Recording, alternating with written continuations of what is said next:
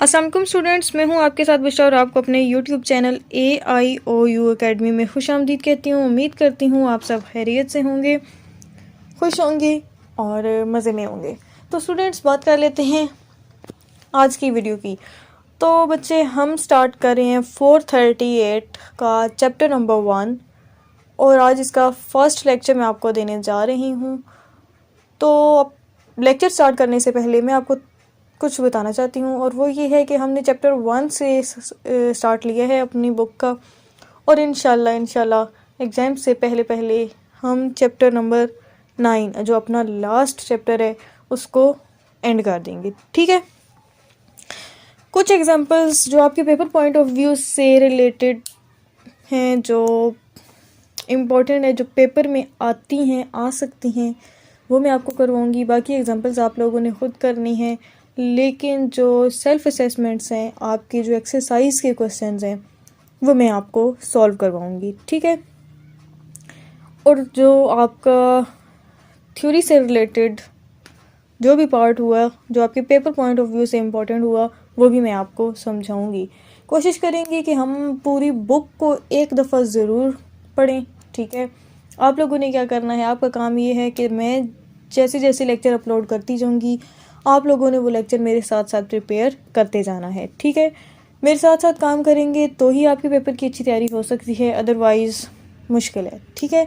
और फिर at the end मैं आप लोगों के साथ वो पेपर भी शेयर करूँगी जो अभी लास्ट पेपर हुआ है 438 का, स्प्रिंग 2021 का जो पेपर है, वो भी मेरे पास पड़ा हुआ है, वो भी मैं आप लोगों के साथ शेयर करूँगी। और पास्ट पेपर काफ़ी सारे मैं अपलोड भी कर चुकी हूँ 438 के, तो आप लोग चेक कर लीजिएगा। अगर अभी तक नहीं चेक किए तो लिंक मैं डिस्क्रिप्शन में दे दूँगी, आप लोग देख लीजिएगा। ठीक है। तो बच्चे, स्टार्ट करते हैं अपना आज का first chapter, the basic accounting model, course code 438 and the book name is principle of accounting. ठीक है। लेक्चर स्टार्ट करने से पहले एक रिक्वेस्ट है कि चैनल पर न्यू है तो चैनल को सब्सक्राइब कर दें, बेल नोटिफिकेशन ऑन कर दें, ताकि मेरी आने वाली वीडियो की अपडेट आप लोगों को टाइम टू टाइम मिलती रहें। और वीडियो अच्छी लगे तो उसको लाइक और कमेंट ज़रूर कीजिएगा। तो बच्चे, स्टार्ट करते हैं अपना आज का जो पहला लेक्चर है वो। ठीक हो गया। मेरे पास ये चैप्टर नंबर 1 है, ओपन है। ठीक है। द बेसिक अकाउंटिंग मॉडल, और 1 जो फर्स्ट हेडिंग है उसकी 1.1, वहाँ से हमने स्टार्ट करना है, द एरिया ऑफ अकाउंटिंग। ठीक हो गया। यहाँ पे देखें बच्चे, सबसे पहले जो हमारे पास 1.1 है वो क्या है, एवेल्यूशन ऑफ अकाउंटिंग, अकाउंटिंग की इर्तिका, जो अकाउंटिंग का आगाज़ था वो क्या था। ठीक है। स्टार्ट करते हैं। Most of the fields of human activity came into existence in response to social and economic needs of the society. इंसानी सरगर्मियों में, ठीक है, जो हमारी रोज़मर्रा की एक्टिविटीज़ होती हैं, उनमें आप अगर देखें बच्चे तो ज़्यादातर शोबे ऐसे हैं, ठीक है, जो समाजी और माशरे की माशी ज़रूरियात के रद्द-ए-अमल के तौर पर वजूद में आए हैं। ठीक है। अब यहाँ पे मैं आपको बताऊँगी कि समाजी और माशरे की माशी ज़रूरियात से क्या मतलब है बच्चे। देखें, हमारा जो सोशलिज़म है, ठीक है, हमारी जो सोसाइटी है, उसमें आप देखें कि कितनी ऐसी फील्ड्स हैं जिनकी हमें ज़रूरत है। ठीक है। ऐसे कितने काम हैं, ऐसे कितने शोबे हैं जो हमारी अपनी ज़रूरत की वजह से बने हैं। फॉर एग्ज़ाम्पल, अगर हम टेक्नोलॉजी की बात करें, ठीक है, टेक्नोलॉजी में कंप्यूटर का ले लेते हैं, ठीक है, मोबाइल फ़ोन को ले लेते हैं। जब पास्ट में थोड़ा सा अगर हम जाते हैं तो उस टाइम पे क्या होता था बच्चे, अगर किसी को कोई पैगाम देना होता था, ठीक है, या तो बंदा खुद जाता था पैगाम देने, या फिर वो टेलीग्राम वाला दौर था, तो महीने महीने लग जाते थे वो पैगाम दूसरे बंदे तक पहुंचाने में। अब इतना काम इतना बड़ा ना हो, ठीक है, लेकिन उसको दूसरे बंदे तक पहुंचाने में कि भाई ये काम है, इतना अरसा लग जाएगा। तो उस चीज़ को ख़त्म करके, अपना टाइम सेव करके, ठीक है, क्या चीज़ आई है? मोबाइल फ़ोन, जिससे हम एक दूसरे को आराम सुकून से उसी टाइम पे पैगाम अपना पहुंचा सकते हैं। वैसे तो अब मोबाइल फ़ोन का काफ़ी ज़्यादा मिसयूज़ भी हो रहा है, लेकिन अगर हम उसको ज़रूरत के हिसाब से इस्तेमाल करते तो ज़्यादा बेहतर। ठीक हो गया। नेक्स्ट, माशरे की माशी ज़रूरियात, उनमें भी अगर आप देखें तो यूज़ ऑफ़ टेक्नोलॉजी हमारे लिए क्या है? ज़रूरी है। क्यों ज़रूरी है? अकाउंटिंग की बात हो रही है तो मैं अकाउंटिंग को ही लूँगी यहाँ पे, इसी का एग्जांपल आपके साथ शेयर करूँगी। और वो ये कि बच्चे, हम लोग स्टार्ट करते हैं अपना कोई भी काम, फॉर एग्ज़ाम्पल कि छोटी सी हमने दुकान अपनी खोली है, ठीक है, उसमें हमने सामान वगैरह डाला है, ठीक है, उसकी रिकॉर्डिंग भी तो करनी है ना। हमें कैसे पता चलेगा इतने का सामान आया है, इतने का नहीं आया है? हमने लिखना है ना, ठीक है।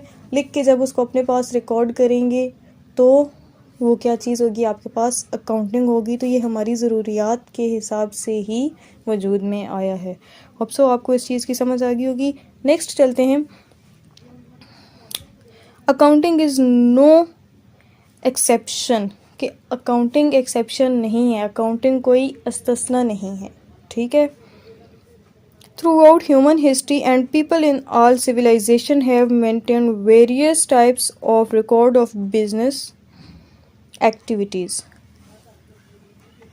Throughout human history, ठीक है, पूरी इंसानी तारीख में और मुख्तलिफ़ तहज़ीब के लोग जो हैं अपना कारोबार के डिफरेंट टाइप्स जो होती हैं, ये डिफरेंट टाइप्स के मुख्तलिफ़ किस्म के कारोबार लोगों ने शुरू किए होते हैं, ठीक है, और उनके जो रिकॉर्ड्स हैं उनको मेंटेन रखा है, ठीक है। आप अगर स्टार्ट से देखें, अभी जैसे मैंने आपको एक शॉप का बताया था, तो वो सारी चीज़ें नोट करना वो क्या है बच्चे? एक रिकॉर्ड है ना। आप बिज़नेस कर रहे हैं, आपने उसका रिकॉर्ड रखा हुआ है, ठीक है, कि मैंने जब बिज़नेस स्टार्ट किया था तो मेरे पास ये था। अब बिज़नेस जैसे जैसे चलता जा रहा है तो साथ में प्रॉफिट होता जा रहा है और आपकी बिज़नेस में इजाफा होता जा रहा है। तो ये सारी चीज़ों को रिटन आपके पास नोट करना, ये क्या है बच्चे? यही एक रिकॉर्ड है। और यही बात इसमें, इस लाइन में हो रही है कि इसको क्या है? मेंटेन रखा है लोगों ने। ठीक हो गया। As a business and society have become more complex over the years, accounting has developed new concepts and techniques to meet the ever increasing needs for financial information. Business और हमारी सोसाइटी, ठीक है, बिज़नेस जो कारोबार है और हमारी society, हमारा माशरा कुछ ईयर्स से बहुत कॉम्प्लेक्स हो गया है, पेचीदा हो गया है, ठीक है, डिफ़िकल्ट हो गया है। और साथ में क्या है कि अकाउंटिंग जो है अपनी नई टेक्निक्स और नए कॉन्सेप्ट लेके आ रहा है ताकि जो फाइनेंशियल इंफॉर्मेशंस हैं, जो फाइनेंशियल स्टेटमेंट्स हैं, उनको रिकॉर्ड में रखा जाए। ठीक है, समझ आइए कि जैसे जैसे हमारी जो बिज़नेस और हमारी सोसाइटी कॉम्प्लेक्स होती जा रही है, बिज़नेस बढ़ते जा रहे हैं, ठीक है, और हमारी सोसाइटी के मसाइल भी आप लोगों को पता है कि बढ़ते जा रहे हैं, तो यहीं पे अकाउंटिंग यहाँ पे अपना काम दिखा रहा है। ठीक है, अकाउंटिंग अपना काम किए जा रहे हैं। समझ आ गई है। नेक्स्ट आगे क्या है? The accounting function is as old as the need to exchange things of the value. यहाँ पे ये कि अकाउंटिंग का जो फंक्शन है, जो अकाउंटिंग का प्रोसेस है, वो भी उतना ही पुराना है जैसे कि जितनी हमारी ज़रूरत है पुरानी चीज़ों को चेंज करने की, ये भी उतना ही पुराना है। ठीक है, तो इसमें इतना कोई डिफरेंस नहीं है। अच्छा, यहाँ पे अब इस पैराग्राफ में और कुछ देखते हैं। ज़्यादा बोर नहीं होना आप लोगों ने, बस थोड़ा सा पढ़ेंगे आज, इतना नहीं पढ़ेंगे। ठीक है, बाकी इसमें और इतनी कोई ख़ास चीज़ नहीं है जो मैं आपको करवाऊँ, बस ये आपने देखना है कि इसका आगाज़ कैसे हुआ था। ठीक हो गया। नेक्स्ट बच्चे अपना 1.2 स्टार्ट करते हैं, जिसमें है कुरान एंड अकाउंटिंग। ठीक है, as a Muslim it is our faith that the holy Quran is comprehensive code of life and is a source of guidance to us in conduct of all our worldly affairs. देखिए बच्चे, बहसीत मुसलमान हमारा इस किताब पे ईमान है।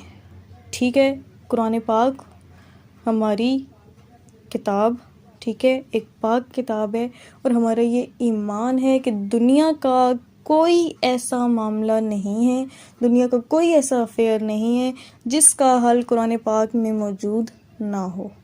ठीक है, आप लोगों को पता है ना इस चीज़ का कि ऐसा कोई मसला नहीं है जिसका हल कुरान पाक में ना हो। It meets the challenge of changing times, और जैसे जैसे टाइम चेंज होता जा रहा है तो जो उस टाइम पे जो वही नाजिल होती थी, जो कुरान पाक में आयात मौजूद हैं, वो अब साबित होती जा रही हैं। ठीक है, कुरान पाक अब डे बाय डे हमारे जो साइंटिस्ट हैं वो प्रूव करते जा रहे हैं कि ये कुरान पाक में आज से इतने साल पहले ये लिखा हुआ था और अब जाके ये प्रूव हो गया है, तो इट्स मीन कि ये ठीक है। तो इसका मतलब यही है कि जैसे जैसे टाइम गुजरता जा रहा है तो वो जो चैलेंजेस हैं वो क्या हैं, इस कुरान पाक से मीट होते जा रहे हैं, मतलब प्रूव होता जा रहा है। हमारा तो ईमान है कि इसमें तो जो लिखा हुआ है वो गलत नाउज़ुबिल्लाह हो ही नहीं सकता। ठीक है ना, गलत तो नहीं है ना नाउज़ुबिल्लाह, तो ये इस बात पे तो हमारा ईमान है। और अब ये जो गैर मजहबी लोग हैं, ये लोग अपनी सेटिस्फेक्शन के लिए प्रूव करते जा रहे हैं। ठीक हो गया, तो नेक्स्ट चलते हैं। The holy Quran lays great stress on किताबत। इसी तरह जो कुरान पाक है, होली कुरान जो हमारी ज़ाब्ता हयात है, ठीक है, उसने भी किताबत पर, मतलब recording in black and white. Black and white recording असल में क्या है, अकाउंटिंग है बच्चे। अकाउंटिंग पे भी बहुत ज़्यादा जोर दिया है, particularly writing down of financial and business transaction, कि बिज़नेस में जितनी भी ट्रांजैक्शंस हो रही हैं, जितनी भी एक्टिविटीज़ हो रही हैं, उनको अपने पास लिख के महफूज करना ज़रूरी है। ठीक है, ट्रांजैक्शंस बच्चे क्या होती हैं, जो बिज़नेस में हम जितनी भी एक्टिविटीज़ करते हैं, बिज़नेस में हमारा जितना भी काम होता है, हमने कोई चीज़ परचेज़ की है तो ये ट्रांजैक्शन है, कोई चीज़ सेल की है तो ये भी ट्रांजैक्शन है, अपने बिज़नेस में कोई पैसा इन्वेस्ट किया है, कैश इन्वेस्ट किया है, ये भी ट्रांजैक्शन है, बिज़नेस के लिए कोई लोन लिया है, ये भी ट्रांजैक्शन है। ठीक है, बहुत सारे ऐसे नाम हैं। जब आप आगे अकाउंटिंग पढ़ेंगे, अकाउंट्स प्रिपेयर करेंगे तो आपको साथ साथ मैं बताऊंगी। ठीक है, यहाँ तक क्लियर है। अच्छा, the content of versus 282 and 283 of सूरह अल बकरा। सूरह बकरा में, ठीक है, अल बकरा में आयत नंबर है 282 और 283। आप लोग कुरान पाक खोल के देख सकते हैं, ये आयात हैं और उनमें अकाउंटिंग के बारे में आप लोगों को बताया गया है। फर्स्ट पॉइंट क्या है आपके पास, whenever you enter into a transactions involving mutual independence for specified period, you should keep a written record of the same।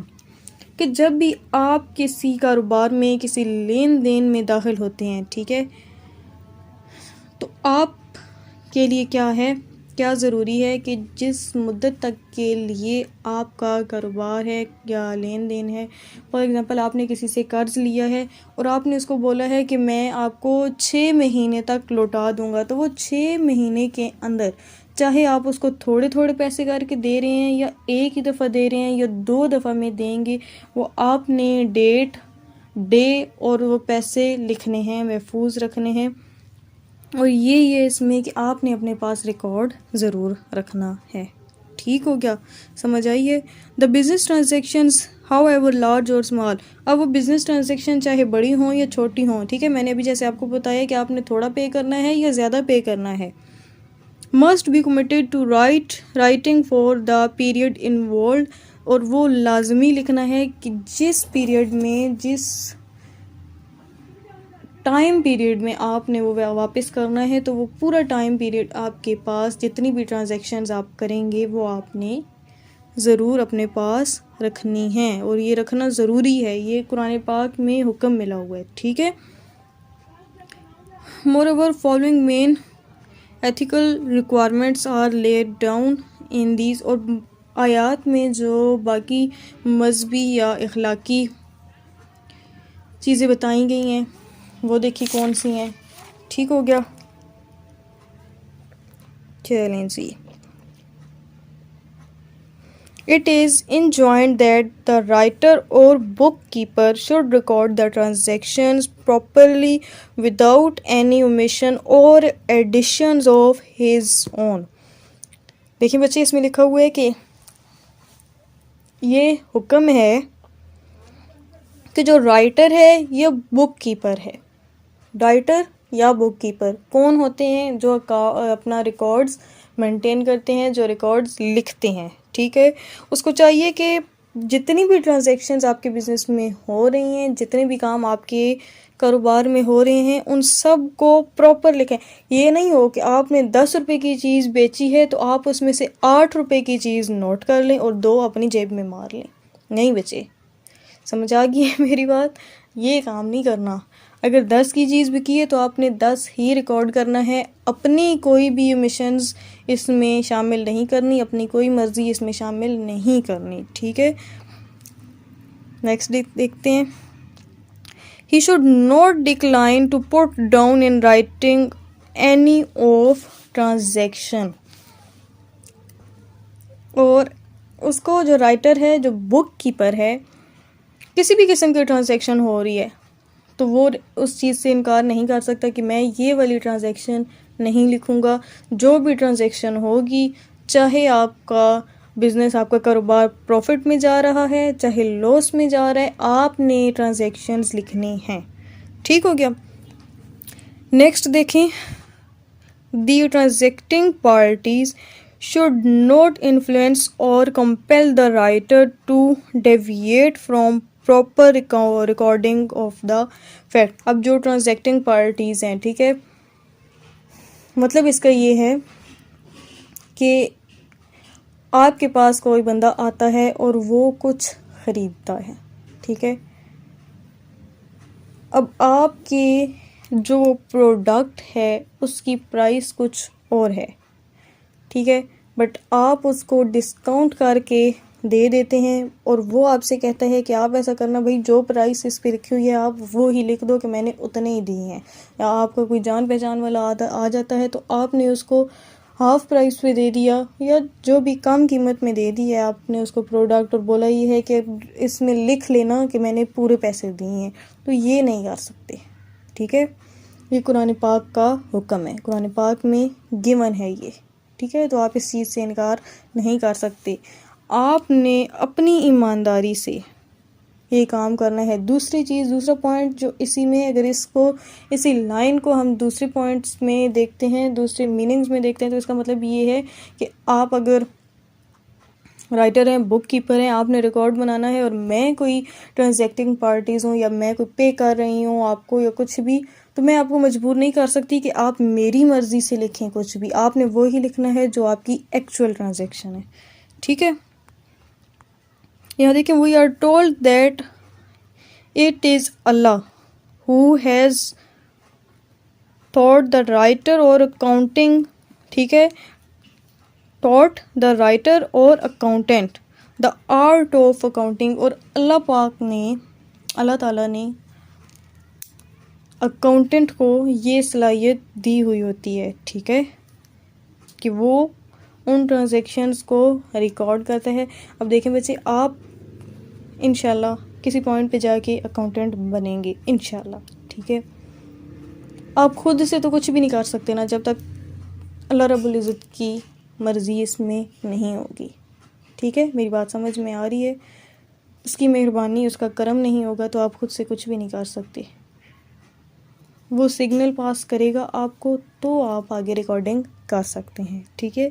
तो ये वही है जो एक राइटर को, एक अकाउंटेंट को इतनी स्ट्रेंथ देता है कि वो प्रॉपर रिकॉर्डिंग करे। अब अगर आप उसमें कोई हेर फेर करते हैं तो फिर वो आपने उसका जवाब देना है। One thing on which the Quran lays great emphasis is that both writer and transacting parties, दोनों की बात हो रही है। जो राइटर है जिसने रिकॉर्ड मेंटेन करना है, जिसने ट्रांजैक्शंस लिखनी है, और दूसरे नंबर पे है ट्रांजैक्टिंग पार्टीज़ जो ट्रांजैक्शंस कर रही हैं, ठीक है। Must have the highest regard for the responsibility and accountability to Allah, ठीक है।